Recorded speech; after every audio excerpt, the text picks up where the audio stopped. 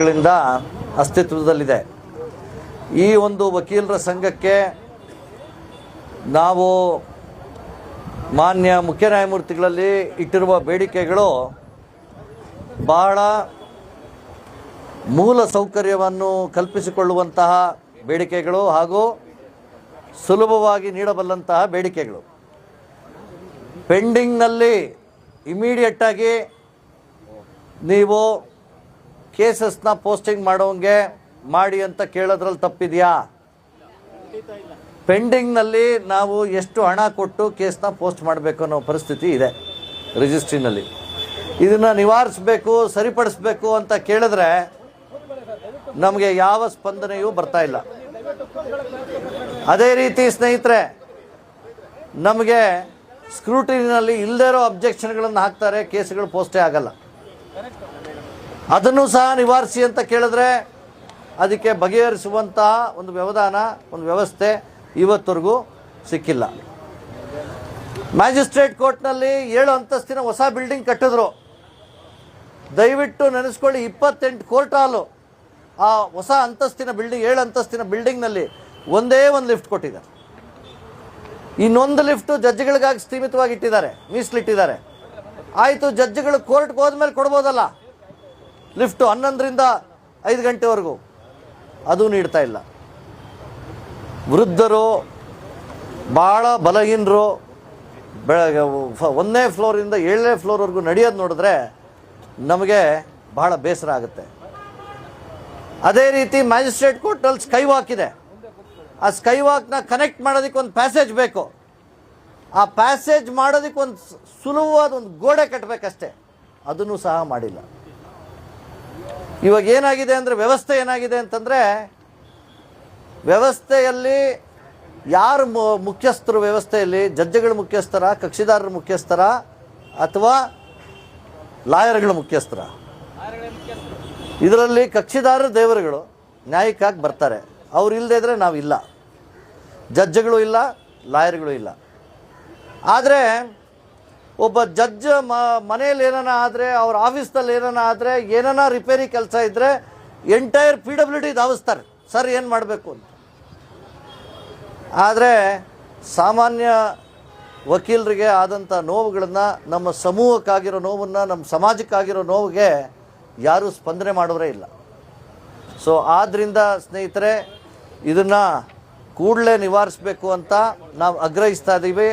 ಅನೇಕ ಮನವಿಗಳು ಮಾಡಿದ್ವಿ, ಆದರೆ ಯಾವ ಮನವಿಗೂ ಸ್ಪಂದನೆ ಇಲ್ಲ. ಏನು ಮಾಡಬೇಕು ನಾವು?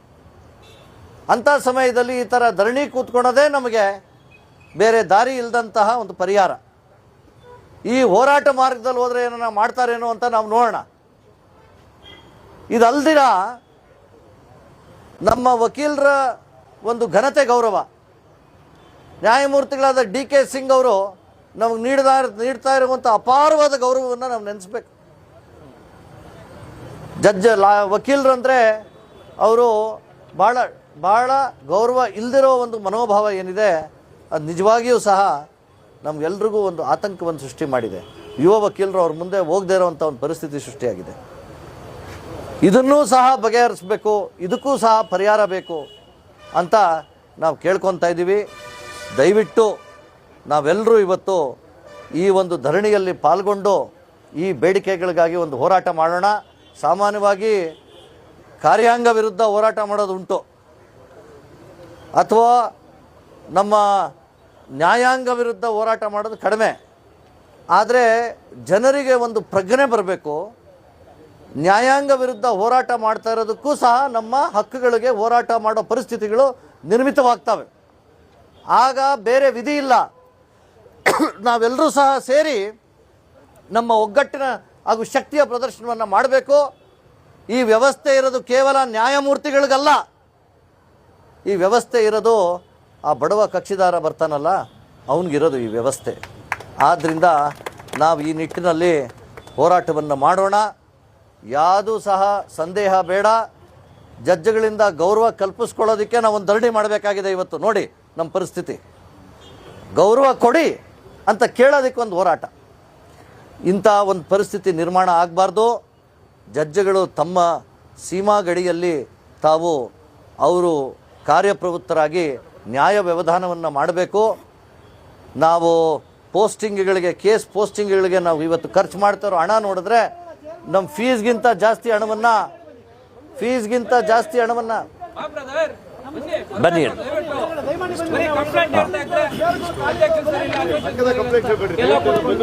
ಫೀಸ್ಗಿಂತ ಜಾಸ್ತಿ ನಾವು ಕೇಸ್ ಪೋಸ್ಟಿಂಗ್ಗೆ ಖರ್ಚು ಮಾಡ್ತಾ ಇದ್ದೀವಿ. ಪಾಪ ಡೆಲ್ಲಿಯಿಂದ ಬಂದಿರೋ ಚೀಫ್ ಜಸ್ಟಿಸ್ ಗೊತ್ತಾಗಲ್ಲ, ಯಾಕೆಂದರೆ ಕ್ಯಾಪಿಟಲ್ ಸಿಟಿನಲ್ಲಿ ಅಲ್ಲಿರೋ ಹೈಕೋರ್ಟ್ಗಳೇ ಬೇರೆ. ಎಂಟೈರ್ ಡೆಲ್ಲಿ ಸ್ಟೇಟೇ ಅರ್ಬನ್ ಏರಿಯಾ. ನಾವು ನಮ್ಮ ಕರ್ನಾಟಕದಲ್ಲಿರುವಂಥ ಗ್ರಾಮಾಂತರ ಭಾಗದ ಕಷ್ಟಗಳು, ಅಲ್ಲಿರುವಂಥ ಸಮಸ್ಯೆಗಳು, ಅಲ್ಲಿರುವ ಕಕ್ಷಿದಾರರು, ರೈತರು ಬಂದು ಕೋರ್ಟ್ಗೆ ನ್ಯಾಯಕ್ಕಾಗಿ ಕಾಯ್ತಾ ಇದ್ದಾರೆ. ಆ ಅರಿವು ನಮ್ಮ ಚೀಫ್ ಜಸ್ಟಿಸ್ಗೆ ಬರಬೇಕು. ಒಳ್ಳೆಯವರು ಆದರೆ ನಮಗೆ ಕೆಲಸ ಆಗಬೇಕು. ಆದ್ದರಿಂದ ಸ್ನೇಹಿತರೆ, ನಾವೆಲ್ಲರೂ ಸಹ ಸೇರಿ ಈ ಒಂದು ಹೋರಾಟದಲ್ಲಿ ಪಾಲ್ಗೊಳ್ಳೋಣ. ಬನ್ನಿ ರಾಜಶೇಖರ್ ಸರ್, ಉದಯ ಬನ್ನಿ, ಚೇರ್ಸ್ ಹಾಕಿ ಮುಂದೆ.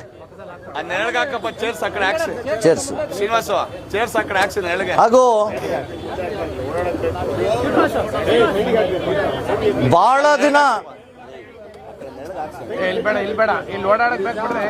ಬಹಳಷ್ಟು ದಿನ ಸಂಯಮದಿಂದ ಕಾತಿದ್ದೀವಿ ನಾವು. ಬದಲಾವಣೆ ಆಗುತ್ತೆ, ಚೇಂಜಸ್ ಬರುತ್ತೆ ಅಂತ. ಮೇಹಾಲ್ನಲ್ಲಿ ಒಂದು ಪೋಸ್ಟ್ ಆಫೀಸ್ ಕೇಳಿದ್ವಿ. ಮೇಹಾಲ್ನಲ್ಲಿ ಪೋಸ್ಟ್ ಆಫೀಸನ್ನು ಕಲ್ಪಿಸ್ಕೊಟ್ಟಿಲ್ಲ. ಅದಕ್ಕೆ ಅಪ್ರೂವಲ್ಲು ಇನ್ನು ಗೌರ್ಮೆಂಟ್ನಲ್ಲೇ ಇದೆ. ಅದರ ಜೊತೆಗೆ 15 ಮೇಹಾಲ್ನಲ್ಲಿ 100 ಮಹಿಳೆಯರು 15x15 ಕೊಠಡಿನಲ್ಲಿ ಇರಬೇಕಾಗಿರುವಂಥ ಪರಿಸ್ಥಿತಿ ಇದೆ. ಇದನ್ನು ಬಂದಿದ್ದ ತಕ್ಷಣ ಹೇಳಿದ್ವಿ, ಆದರೂ ಸಹ ಇದಕ್ಕೆ ಯಾವ ಪರಿಹಾರನೂ ಕೊಟ್ಟಿಲ್ಲ. ಆದ್ದರಿಂದ ಸ್ನೇಹಿತರೆ, ನಾವೆಲ್ಲರೂ ಸಹ ಸೇರಿ ಇವತ್ತು ಒಂದು ಒಳ್ಳೆಯ ಸಂಗತಿ ಏನಂತಂದರೆ, ಸಾಮಾನ್ಯವಾಗಿ ನ್ಯಾಯಾಂಗ ವಿರುದ್ಧ ಹೋರಾಟಕ್ಕೆ ವಕೀಲರು ಕಡಿಮೆ ಬರೋದು. ಆದರೆ ಇವತ್ತು ಅತ್ಯಧಿಕ ಶಕ್ತಿಯುತವಾದ ಒಂದು ಪ್ರದರ್ಶನವನ್ನು ಮಾಡಿದ್ದೀರಾ. ಇದೇ ಈ ಹೋರಾಟದ ಒಂದು ಕಿಚ್ಚು ಅಂತ ಹೇಳ್ಬೋದು. ಈ ಹೋರಾಟದ ಮೂಲಕ ನಾವು ಏನು ಹೇಳ್ಬೋದು ಅಂತಂದರೆ, ನಾವು ಪ್ರಸ್ತಾಪ ಮಾಡ್ತಾ ಇರುವಂಥ ಏನು ನ್ಯೂನ್ಯತೆಗಳಿದೆ, ಏನು ಕಷ್ಟಗಳಿದೆ, ಸಮಸ್ಯೆಗಳಿದೆ, ಇದಕ್ಕೆ ಸ್ಪಂದನೆ ಬೇಕೇ ಬೇಕು ಅನ್ನುವ ಒಂದು ಪ್ರಶ್ನೆಯನ್ನು ಇವತ್ತು ನ್ಯಾಯಾಂಗಕ್ಕೆ ಕೇಳ್ತಾ ಇದ್ದೀವಿ. ಆದ್ದರಿಂದ ಸ್ನೇಹಿತರೆ, ನಾವೆಲ್ಲರೂ ಸಹ ಸೇರಿ ಇವತ್ತು 1:30ವರೆಗೂ ಕೂತ್ಕೊಂಡು ಈ ಒಂದು ಹೋರಾಟದಲ್ಲಿ ಪಾಲ್ಗೊಳ್ಳೋಣ. ಹಾಗೂ ಎಲ್ಲರೂ ಸಹ ಬಂದಿದ್ದಾರೆ. ಎಲ್ಲ ಯೂನಿಟ್ಗಳಿಂದ, ಹೈಕೋರ್ಟ್ ಯೂನಿಟ್ ಬಂದಿರೋರು, ಮ್ಯಾಜಿಸ್ಟ್ರೇಟ್ ಯೂನಿಟ್, ಮೇಹಾಲ್ ಯೂನಿಟ್ ಹಾಗೂ ಸಿಟಿ ಸಿವಿಲ್ ಯೂನಿಟ್ಟಿಂದ ಎಲ್ಲರೂ ಸಹ ವಕೀಲರು ಬಂದಿದ್ದಾರೆ. ಬಂದು ಇನ್ನು ಮುಂದೆ ನಾವು ಏನು ಮಾಡಬೇಕು ಹೇಳಿ ಅಂತ ಕಾರ್ಯಪ್ರವೃತ್ತರಾಗಿ ಕೇಳೋದಕ್ಕೆ ಸಿದ್ಧರಾಗಿದ್ದಾರೆ. ಈಗ ನಾವೆಲ್ಲರೂ ಕೂಡಿ ಆ ಪ್ಲೆಕಾರ್ಡ್ಸ್ ಪ್ಲೆಕಾರ್ಡ್ಸ್ ಓಕೆ ಎಲ್ಲರೂ ಕೂಡಿ ಈ ಪ್ರದರ್ಶನೆಯಲ್ಲಿ, ಈ ಒಂದು ಪ್ರತಿಭಟನೆಯಲ್ಲಿ ಪಾಲ್ಗೊಳ್ಳೋಣ. ಇಡೀ ಕರ್ನಾಟಕದಿಂದ ಫೋನ್ ಬರ್ತಾ ಇದೆ. ಎಲ್ಲ ಬಾರ್ ಅಸೋಸಿಯೇಷನ್ಗಳಿಂದ ಪ್ರತಿಭಟನೆಯನ್ನ ಮಾಡ್ತಾ ಇದ್ದಾರೆ. ಬೆಂಗಳೂರು ವಕೀಲರ ಸಂಘ ಒಂದು ಕೂಗು ಕೊಟ್ಟ ಮೇಲೆ, ಸರ್ ನಾವು ಏನು ಮಾಡ್ಬೇಕು ಹೇಳಿ, ನಿಮಗೆ ತೊಂದರೆ ಆಗ್ತಾ ಇದೆ. ನಾವು ಅವ್ರಿಗೆ ಹೇಳಿದ್ದೀವಿ, ಯಾರು ಜಡ್ಜ್ಗಳು, ನ್ಯಾಯಮೂರ್ತಿಗಳು ನಿಮ್ಗೆ ಗೌರವ ಕೊಡ್ತಾ ಇಲ್ಲ ನಿಮ್ಮ ಹಂತದಲ್ಲಿ, ತಾಲೂಕು ಮಟ್ಟದಲ್ಲಿ, ದಯವಿಟ್ಟು ರಿಪೋರ್ಟ್ ಮಾಡಿ ಹೈಕೋರ್ಟ್ಗೆ. ಯಾಕಂದರೆ ಗೌರವ ಕೊಡದೇ ಇರುವಂಥ ಪರಿಸ್ಥಿತಿ ಯುವ ವಕೀಲರು ಯಾವತ್ತೂ ಸಹ ಎದುರಿಸಬಾರ್ದು. ವಕೀಲರು ಗೌರವ ಕೊಡಬೇಕು, ಗೌರವ ತಗೊಬೇಕು. ಆದರೆ ನ್ಯಾಯಮೂರ್ತಿಗಳು ಸಂಯಮದಿಂದ ಪ್ರತಿಯೊಬ್ಬ ಯುವಕನಿಗೂ, ಪ್ರತಿಯೊಬ್ಬ ವಕೀಲನಿಗೂ ಕೊಡಬೇಕಾದಂಥ ಗೌರವವನ್ನು ಕೊಡಲೇಬೇಕು. ನಿಮ್ಮ ತೀರ್ಪು ಏನೇ ಇರಲಿ, ತೀರ್ಪು ಏನೇ ಬರೀರಿ, ನಾವು ಕೇಳ್ತಾ ಇಲ್ಲ. ಆದರೆ yes gentlemen, what do you want to say ಅನ್ನೋ ಒಂದು ವ್ಯವಧಾನ ಇರಬಾರ್ದಾ ನ್ಯಾಯಮೂರ್ತಿಗಳಿಗೆ? ಆದ್ದರಿಂದ ಇಡೀ ಕರ್ನಾಟಕ ಕೇಳ್ತಾ ಇದ್ದೀವಿ, ನಿಮ್ಮಲ್ಲಿ ಯಾವುದೇ ನ್ಯಾಯಾಧೀಶರು, ಗೌರವಾನ್ವಿತ ನ್ಯಾಯಾಧೀಶರು ನಿಮಗೆ ಒಂದು ಸರಿಯಾದ ಗೌರವವನ್ನು ಕೊಡ್ತಾ ಇಲ್ಲ ಅಂತಂದರೆ, ಹಠಾತ್ತಾಗಿ ವರ್ತಿಸ್ತಾ ಇದ್ದಾರೆ ಅಂತಂದರೆ, ದಯವಿಟ್ಟು ಇದನ್ನು ಹೈಕೋರ್ಟ್ಗೆ ರಿಪೋರ್ಟ್ ಮಾಡಿ ಅಂತ ನ್ಯಾಯಾಧೀಶರಿಗೆ ಎಚ್ಚರಿಸಿ. ಅವ್ರಿಗೆ ಹೇಳಿ, ನಿಮಗೆ ರಿಪೋರ್ಟ್ ಮಾಡೋದಕ್ಕೆ ನಾವು ಒಂದು ವ್ಯವಸ್ಥೆಯನ್ನು ಅಲ್ಲಿ ಕಂಡುಕೊಂಡಿದ್ದೀವಿ, ನಾವು ನಿಮ್ಮನ್ನು ರಿಪೋರ್ಟ್ ಮಾಡಿ ತೆಗೆಸಾಕ್ತೀವಿ ಅಂತ ದಯವಿಟ್ಟು ಹೇಳಿ. ಇದನ್ನು ಈ ಹೋರಾಟಕ್ಕಾಗಿ ಆ ವಿಷಯಕ್ಕಾಗಿ ಈ ಹೋರಾಟವನ್ನು ಮಾಡ್ತಾಯಿದ್ದೀವಿ.